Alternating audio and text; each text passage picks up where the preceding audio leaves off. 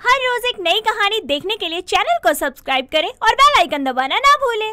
कविता को फालतू पैसा खर्च करने की बुरी लत थी। वो जब देखो पैसों को पानी की तरह ही बहाया करती थी। उसका बेटा सचिन एक मिडिल क्लास लड़की से शादी कर लेता है।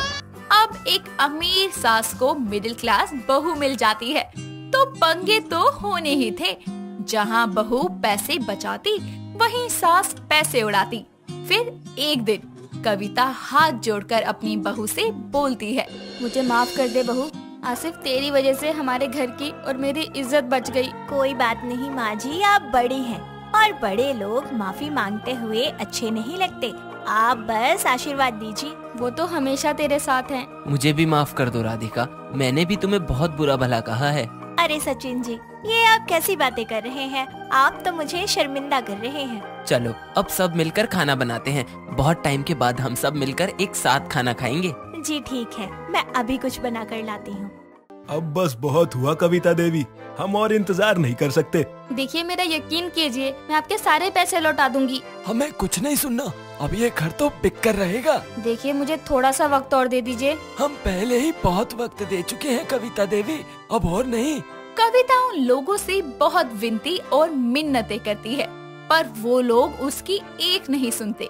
जिसके बाद वो लोग एक एक करके उसके घर का सामान उठाकर इधर उधर फेंकने लगते हैं। इन सब की आवाज सुनकर राधिका वहाँ आती है और वो अपनी सास से पूछती है, माँ जी ये क्या हो रहा है और ये लोग कौन है? बहू ये मैं बताता हूँ कि हम कौन हैं। मैं वो हूँ जिससे तुम्हारी प्यारी सासू माँ ने मुफ्त में ज्वेलरी खरीदी थी और अभी तक उनके पैसे नहीं दिए गए। और मैं हूँ वो जिससे इन्होंने फार्म हाउस खरीदा था, पर अभी तक उसकी पेमेंट नहीं आई है। माँ जी ये लोग क्या बोल रहे हैं? आपके ऊपर इतना कर्जा है इन लोगों का? हाँ बहू, मैंने इनके पैसे नहीं दिए, इसलिए ये लोग हमारे घर को बेचने के लिए आए हैं। क्या? लेकिन ये ऐसा कैसे कर सकते हैं? इनके पास कोई हक नहीं है। हमारे पास पूरा हक है, क्योंकि हमने आपकी सास से पहले ही रिटर्न एग्रीमेंट ले लिया था, जिसमें ये लिखा था कि अगर ये वक्त पर पैसे नहीं दे पाए तो हम ये घर इनसे जब्त कर सकते हैं। क्या? माँ जी ये आपने क्या किया? मैं जानती हूँ बहू, मुझसे बहुत बड़ी गलती हो गई, लेकिन अब अगर इन्हें पैसे नहीं दिए तो हमें ये घर छोड़कर जाना होगा। वो दोनों बातें कर ही रहे थे कि तभी वहाँ सचिन आता है और घर का सामान इधर उधर गिरा देखकर वो अपनी माँ से पूछता है, माँ ये सब क्या है? सारा सामान ऐसे बिखरा क्यों पड़ा है? जिसके बाद कविता सचिन को सारी बात सच सच बताती है, जिसे सुनकर सचिन उन लोगों से बोलता है, कितने पैसे देने हैं आप लोगों के? 35 लाख दे पाओगे? जरूर दे पाऊंगा माँ, मेरे अकाउंट में से निकाल कर इन्हें दे दो। नहीं दे सकती बेटा। क्यों? तेरे अकाउंट से मैंने पहले ही पैसे निकाल लिए थे। अब क्या करेंगे माँ? मुझे खुद समझ नहीं आ रहा बेटा। आप दोनों बिल्कुल चिंता मत कीजिए, हम इनके पैसे भी देंगे और अपना घर भी नहीं बिकने देंगे। लेकिन वो कैसे? आप 2 मिनट रुकिए बस। ऐसा कहकर राधिका अपने रूम में जाती है और थोड़ी देर बाद जब वो नीचे आती है तो उसके हाथ में एक बैग होता है। वो उस बैग को उन लोगों को देती है और उनसे बोलती है, ये लीजिए, इस बैग में 20 लाख रुपए हैं और मेरे सारे गहने भी हैं, जो कम से कम 16 लाख के तो होंगे ही। आप लोगों का सारा कर्जा उतर जाएगा इससे। ठीक है, हम ये ले जाते हैं। आपको आपका घर बहुत बहुत मुबारक हो। और हाँ कविता देवी, आज तो आपकी बहू ने आपकी इज्जत बचा ली, अगली बार से ऐसी कोई हरकत मत करना। हाँ ठीक है। इसके बाद वो दोनों वहाँ से चले जाते हैं। उनके जाने के बाद सचिन और कविता राधिका से पूछते हैं, राधिका तुम्हारे पास इतने पैसे कहाँ से आए? हाँ बहू, तू तो अपने घर से कुछ भी नहीं लेकर आई थी, फिर ये पैसा और जेवरात ये कहाँ से आए? ये आप दोनों ने ही मुझे दिए थे माँ जी। मैंने? कब? याद कीजिए, कब नहीं दिया आपने मुझे पैसे? जब भी घर में फंक्शन होता था तब भी आप पैसे देती थी, जब आप कहीं घर से बाहर जाती थी तब भी मुझे पैसे देती थी। मेरे पास इतने पैसे जमा हो गए कि मुझे समझ ही नहीं आया खर्च करूँ तो कहाँ करूँ। और मैं तुझे खामखा ही सुनाती रहती थी कि बहू ये ले ले वो ले ले, पर तूने हमेशा पैसों की बचत की, उन्हें कभी फालतू में खर्च नहीं किया। जी माँ जी, क्योंकि मेरे माता पिता ने मुझे पैसे की कदर करना सिखाया है। मिडिल क्लास फैमिली में पैदा होने के बाद मुझे पता चला है कि पैसा कमाना और उसे जोड़ना कितनी मुश्किल का काम है। इसलिए मैं सोच समझकर ही पैसा खर्चती हूँ। मुझे माफ कर दे बहू, आसिफ तेरी वजह से हमारे घर की और मेरी इज्जत बच गई। चल अब हम मिलकर खाना बना लेते हैं, फिर सब साथ मिलकर खाएंगे। राधिका और कविता मिलकर खाना बना रही होती है। खाना बनकर तैयार हो जाता है और फिर तीनों मिलकर साथ खाना खाते हैं। खाना खाते खाते वो लोग आपस में बातें कर ही रहे होते हैं कि तभी कविता राधिका से बोलती है, अच्छा बहू, तेरे पास और पैसे हैं क्या? जी माँ जी, मेरे पास अभी भी 2 लाख रुपए बचे हैं। क्या अब भी तेरे पास इतने पैसे बचे हैं? जी माँ जी, आपको चाहिए? नहीं नहीं, मुझे नहीं चाहिए, तू ही रख। तेरे पास रहेंगे तो बचे रहेंगे, वरना मैं तो खर्च ही कर दूंगी। ठीक है माँ जी। खाना खाने के बाद सब सोने चले जाते हैं। फिर कुछ दिन बाद सब ठीक हो जाता है और कविता के पास भगवान की कृपा से फिर से पैसे आ जाते हैं। कई दिनों बाद इतने सारे पैसे देखकर उसके फिर से होश उड़ जाते हैं और फिर एक दिन वो सचिन और राधिका दोनों को अपने कमरे में बुलाती है और उनसे बोलती है, देखो बच्चों, हमारे पास अब बहुत पैसे हैं और सब दिक्कत भी ठीक हो गई है। हाँ माँ, ये तो कमाल ही हो गया। राधिका ने हमें बचा लिया और इसके शुभ कदमों की वजह से हमारे पास अब फिर से बहुत पैसा है। अब हम फिर से अमीर हो गए। चलो आज कहीं घूमने चलते हैं। हाँ, बहुत अच्छा आइडिया है। फिर सब तैयार होने लगते हैं और मिलकर एक अच्छे और महंगे रेस्टोरेंट में खाना खाने जाते हैं। वहाँ जाकर कविता महंगे से महंगा खाना ऑर्डर करती है और उसको ये सब करता देखकर राधिका उससे बोलती है, माँ जी, इतने पैसे खर्च मत कीजिए। अरे बहू, पैसे खर्च करने के लिए ही तो होते हैं, उन्हें बचाकर कहाँ जाएंगे? तो फिर से मिडिल क्लास जैसी बातें मत कर। माँ बिल्कुल सही कह रही हैं राधिका, तुम बस आराम से खाना खाओ और कुछ मत सोचो। लेकिन वेकिन छोड़ो और ये खाओ। सचिन राधिका को अपने हाथ से खिलाकर उसका मुंह बंद कर देता है। फिर सब मिलकर खाना खाने लगते हैं और खाना खाकर वो लोग शॉपिंग के लिए मॉल जाते हैं। वहाँ जाकर भी कविता सारी महंगी चीजें लेना शुरू कर देती है। अब भी राधिका उसे समझाने की खूब कोशिश करती है, लेकिन वो उसकी एक नहीं सुनती। फिर वो सब घर आते हैं और घर आने के बाद कविता बोलती है, बहू तू बता, तुझे मजे आए या नहीं? जी माँ जी, आए, बहुत आए। पर आपको नहीं लगता कि हमने बहुत ज्यादा पैसे खर्च कर दिए? क्या बहू, तू अभी तक उसी बात पर अटकी हुई है। छोड़ ना उस बात को, अब मजे करने हैं तो पैसे तो खर्च होंगे ही।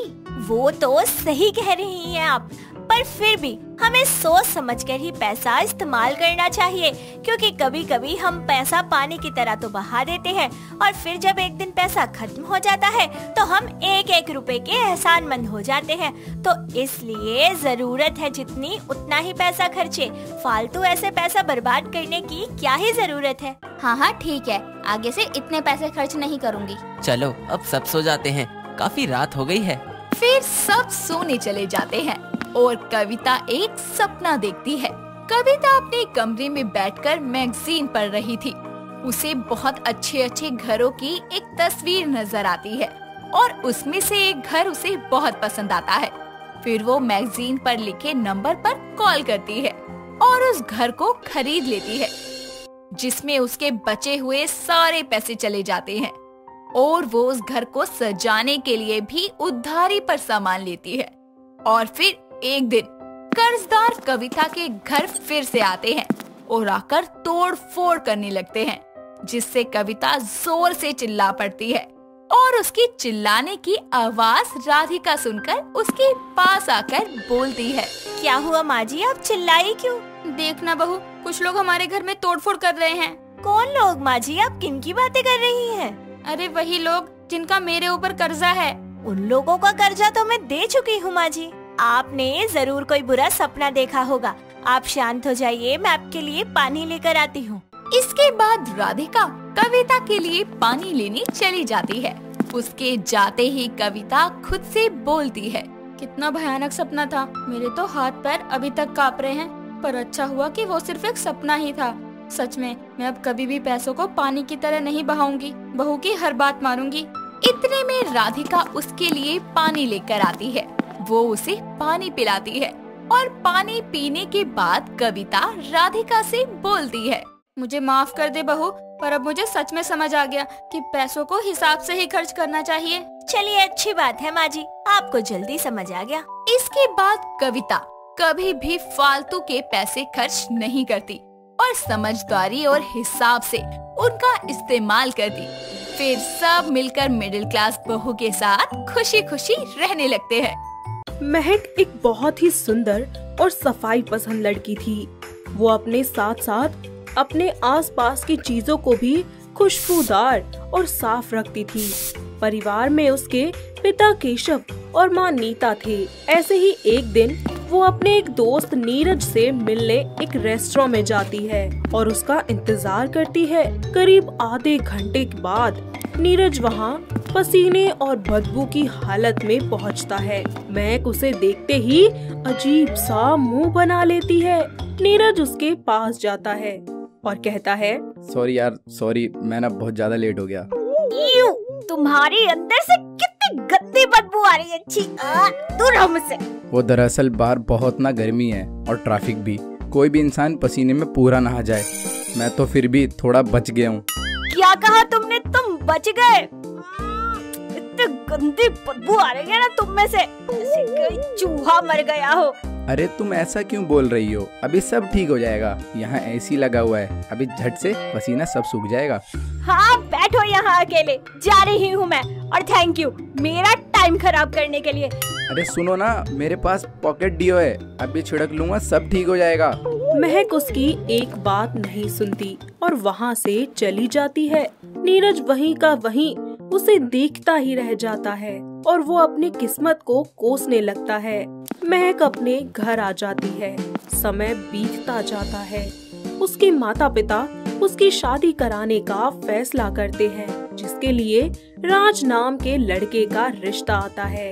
वो अपनी माँ शीतल, जो कि एक बहुत ही बड़ी पदौड़ी होती है, उनके साथ उसे देखने उसके घर आता है। केशव और नीता उनका स्वागत करते हैं। आइए बहन जी, आइए। जी भाई साहब, और बताइए कैसे हैं? सब बढ़िया? जी बहन जी, सब बढ़िया। आप खड़ी क्यों हैं? बैठिए ना। शीतल जैसे ही चाय पीती है तो उसके पेट में कुछ हलचल महसूस होती है और तभी उसका एक जोरदार बदबूदार पाद निकल जाता है। सभी लोग एक दूसरे को देखने लगते हैं। तभी शीतल बोलती है, जी क्या हुआ? आप सब इतना चौंक क्यों गए? और ये बदबू कैसी है? लगता है किसी को गैस बन गई है। जी मैं वही सोच रहा हूँ कि यह किसकी हरकत है। माँ, मैंने आपको समझाया था कि कम खाना, क्यों मेरे रिश्ते में बदबू फैला रही हो? माफ करना बेटा, क्या करूँ, बस चाय समोसे देखकर रुका नहीं गया, मन बहक सा गया मेरा। जी क्या हुआ? सब ठीक तो है ना? जी सब ठीक है, बस अब लड़की को तो बुलाइए। जी अभी बुला कर लाती हूँ। नीता अपनी बेटी महक को बुलाकर ले आती है। राज उसे पहली ही नजर में पसंद कर लेता है और उसका दीवाना हो जाता है। दोनों एक दूसरे से बात करके रिश्ते के लिए हाँ कर देते हैं और उनके परिवार वाले उनका रिश्ता पक्का करते हैं। शीतल अपने बेटे का शगुन दे रही होती है कि तभी उसका एक और खतरनाक पाद छूट जाता है, जिसकी बदबू के कारण महक जोर से चिल्लाती है, छी! कौन है ये जिसने गटर का ढक्कन खोल के गैस छोड़ दिया? मेरा दिमाग खराब हो रहा है यहाँ पे। महक, ये क्या तरीका है बात करने का? अरे कोई नहीं बहन जी, हम लोग अपना काम करते हैं। लगता है घर में किसी नौकर का पेट खराब है।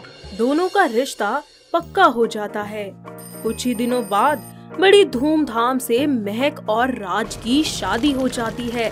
महक अपने ससुराल की सारी जिम्मेदारियाँ बहुत ही अच्छे से संभाल लेती है और उसकी सास शीतल पाद मार मार कर पूरा घर महकाती रहती है, जिसके चलते महक का जीना मुश्किल हो जाता है और वो सारा दिन पूरे घर में अगरबत्तियाँ और रूम फ्रेशनर ही छिड़कती रहती थी। ऐसे ही एक दिन, माँ जी आखिर कौन है इस घर में जो इतने गंदे पाद मारता है? अरे तू चुप कर, घर में हम लोग भी हैं, हमें तो कोई दिक्कत नहीं है। तुझे बड़ी दिक्कत हो रही है और मुझे तो नहीं आ रही कोई बदबू। मुझसे बिल्कुल सहन नहीं होती ये बदबू। ज्यादा देर बदबू आए ना तो मैं तो बेहोश हो जाती हूँ। एक बार मुझे वो आदमी मिल जाए बस, मैं उसकी धज्जियाँ उड़ा दूंगी और मार मार के ना उसका मोर बना दूंगी। वक्त बीतता जाता है। अब महक पूरा दिन अपने फेस पर मास्क और हाथों में एयर फ्रेशनर रखने लगती है। इसी तरह एक दिन उसके घर में काम करने वाली बाई कांता गलती से उसके सामने पाद मार देती है। पाद की बदबू जैसे ही महक की नाक में जाती है, उसका पारा हाई हो जाता है और वो उससे कहती है, अच्छा तो तू है वो जो इतने दिनों से मेरा घर महका रही थी अपनी बदबू से। बेशरम, शर्म नहीं आती ये सब करते हुए? नहीं दीदी, मेरा तो सिर्फ आज ही पाद निकला है और ज्यादा मत मारो दीदी, वरना कुछ और भी निकल जाएगा। बकवास बंद कर और निकल जा यहाँ से, और अपनी ये दिवाली के बम है ना कहीं और जाके फोड़ना। पास ही खड़ी शीतल ये सब देखती रहती है पर अपनी सच्चाई बिल्कुल नहीं बताती। वक्त बीतता जाता है। अपने घर में नई काम वाली बाई रख लेती है, लेकिन तभी पाद की गंदी बदबू उसे परेशान करती रहती थी। एक दिन उसका पति राज शाम को खाना खाने के बाद कमरे में जाता है और एसिडिटी के कारण वो एक जोरदार पाद मार देता है। उसी वक्त वहाँ पर महक आ जाती है, जो कि उसे पाद मारता हुआ देख लेती है और गुस्से में आग बबूला हो उठती है और कहती है, अच्छा तो आप है वो इंसान जिसने मेरा जीना दुश्वार कर रखा है। बकवास बंद करो, मैंने आज पहली बार पाद मारा है। हाँ, अब तो झूठ बोलोगे ही। पाद मारने के बाद भी भला कोई कहता है कि मैंने मारा था? देखो, तुम गलत समझ रही हो। जिसे तुम ढूंढ रही हो और जो ये सब कर रहा है वो मैं नहीं हूँ। अगर तुम नहीं हो तो कौन है, बताना जरा।